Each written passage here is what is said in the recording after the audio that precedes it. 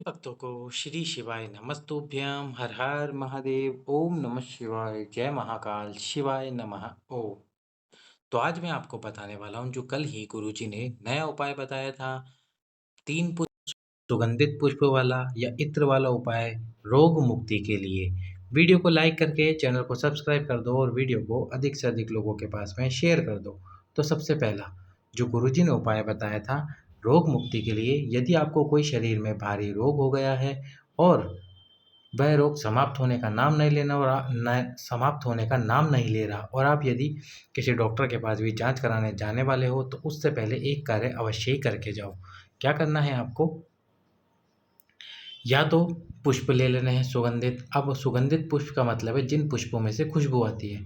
यदि आप ऐसे पुष्प ना ढूंढ पाए तो कोई भी एक पुष्प ले लो। उस पुष्प के अग्र भाग पर यानी कि जो आगे वाला भाग होता है पुष्प का, उस पर आपको लगाना है इत्र। जैसे ये आगे वाला भाग है इस भाग पर आपको लगा देना है इत्र। यदि आपके पास में इत्र है और आपको पुष्प नहीं मिल रहे तो केवल और केवल इत्र की एक बिंदी आपको लगानी है, एक एक बिंदी 3 स्थान पर।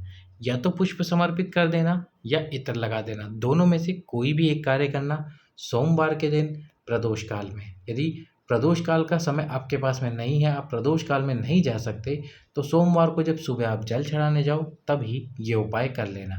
कैसे करना है आपको ये उपाय? तो सबसे पहले या तो इत्र या पुष्प के अग्र भाग पर आगे वाले भाग पर इत्र लगा देना, अपना रोग का स्मरण करना और सबसे पहला पुष्प आपको समर्पित कहाँ करना है? ये जो शिवलिंग और माता शोक सुंदरी के बीच का स्थान है, ये जो स्थान है, इस स्थान पर जो 64 योगिनियों का स्थान कहलाता है, इस स्थान पर आपको आपके रोग का स्मरण करते हुए पहला पुष्प, यदि आप पुष्प समर्पित कर रहे हो उसके अग्रभाग पर इत्र लगा के, नहीं तो इत्र की एक बिंदी। कितनी बिंदी? इत्र की एक बिंदी आपको यहाँ पर लगा देनी है। इस प्रकार से एक बिंदी आप यहाँ पर लगा दीजिए रोग का स्मरण करके। दूसरी बिंदी आपको कहाँ लगानी है? दूसरी बिंदी, ये जो पूरा शिवलिंग है, इस शिवलिंग में जो दूसरी जो बिंदी आपको लगानी है वो लगानी है ठीक शिवलिंग के बीचों बीच। बीचों बीच आप यहाँ पर भी लगा सकते हो, इस जगह पर भी लगा सकते हो और पीछे दक्षिण दिशा में खड़े होकर पीछे वाले भाग पर भी लगा सकते हो। पीछे वाले भाग पर कैसे? तो अभी आपको समझाते हैं ऐसे। तो ये जो आप शिवलिंग देख रहे हो, यदि आप दक्षिण दिशा में खड़े हो तो दक्षिण दिशा में यदि खड़े हो तो इस भाग पर आपको शिवलिंग के बीचों बीच इत्र की बिंदी लगा देनी है या फिर पुष्प यहीं पर समर्पित करना है। अब आप भी जानते हो, मैं भी जानता हूँ, पुष्प समर्पित करोगे तो पुष्प माता पार्वती के हस्तकमल पर अपने आप समर्पित हो जाएगा।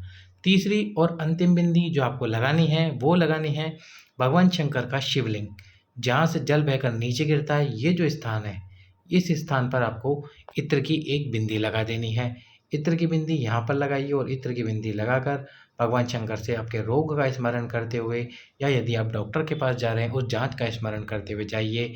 इसके बाद में आपके शरीर में कोई भारी रोग नहीं रहेगा।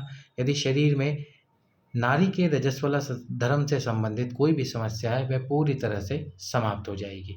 तो कीजिए ये उपाय इस सोमवार के दिन 5 अगस्त, तीसरा सोमवार सावन का। सभी भक्तों को श्री शिवाय नमस्तुभ्यम हर हर